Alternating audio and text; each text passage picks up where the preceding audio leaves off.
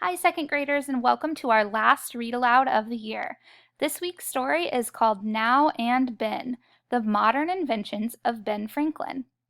The vocab words you will see in this week's story are inventions, accomplishments, remarkable, designed, amounts, achieve, composed, and result. The skill we're working on this week is compare and contrast. When you compare two things, you say how they are alike or the same, and when you contrast, you say how they are not alike or you tell how they are different. The genre of this story is informational text, which gives facts about a topic. It's also kind of a biography because it lets us know facts about the life of someone in history, Benjamin Franklin. Remember to follow along in your journeys book at home. Now and then we think about Ben, Dr. Benjamin Franklin to be precise, and we think about his many inventions. Inventions he originated more than 200 years ago. It was as if Ben could see into the future. Almost everything he created is still around today. For instance, now our newspapers are filled with illustrations. Ben was the first to print a political cartoon in America. The cartoon encouraged the American colonies to join together or die like the disconnected snake. Now our world relies on electricity.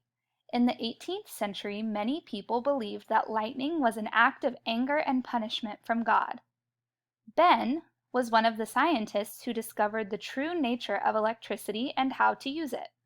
He learned that lightning is electricity when he attached a small metal wire to the top of a kite and gathered electricity from a storm cloud. Now, many buildings and homes use lightning rods to protect against lightning strikes. Ben invented the lightning rod and was the first to use it.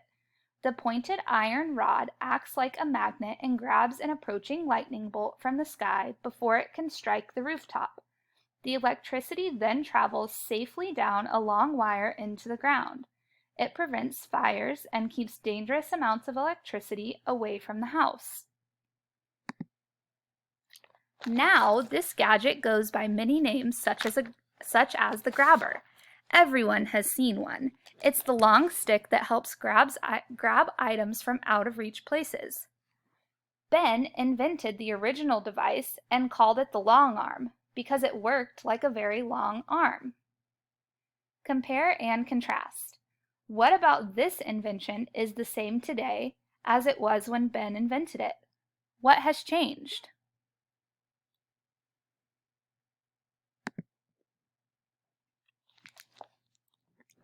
Now, swimmers and divers use flippers to move faster through the water. Ben invented things even when he was a boy. He was an avid swimmer and built wooden flippers for both his hands and feet.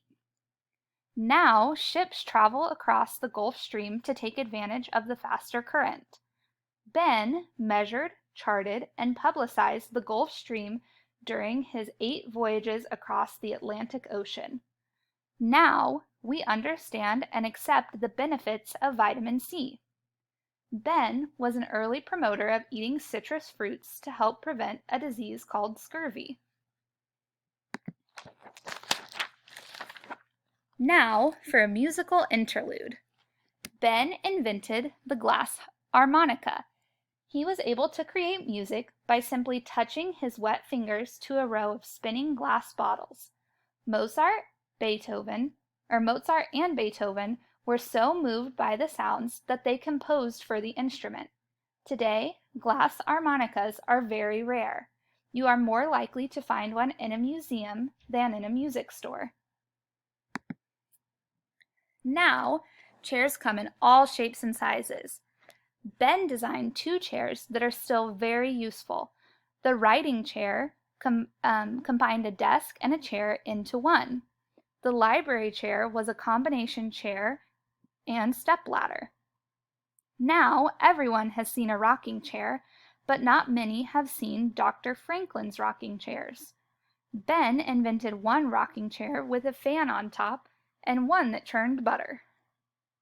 Now, every year we observe daylight saving time. which means we set our clocks ahead 1 hour in the springtime. As a result, it stays darker longer in the morning when most people are sleeping and stays light longer at the end of the day so we can save more energy. In the fall, we return the clocks to standard time. Ben suggested this idea in one of his essays as a way to save money by burning fewer candles. Farmers could also gain more work time in the evening. Daylight saving time was not officially practiced until World War I, more than 100 years later. As for clocks, Ben designed the first clock with a second hand.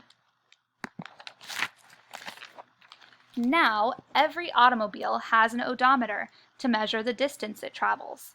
Ben invented the odometer when he was a postmaster general, so he could measure his postal routes. Now, almost every large community includes a library, a hospital, a post office, a fire department, and a sanitation department. Ben lived in a city that had none of these establishments, so he helped organize the first of each. Now and then, we owe thanks to Ben for his important inventions, but many would agree that his greatest accomplishments came in the form of documents that helped shape the world. Ben had a pivotal role in developing America's Constitution, the Treaty of Alliance with France, the Treaty of Peace with England, and the Declaration of Independence. It's remarkable that one man could achieve so much in a lifetime. He has certainly helped to form the modern world. Will his contributions help to form the future?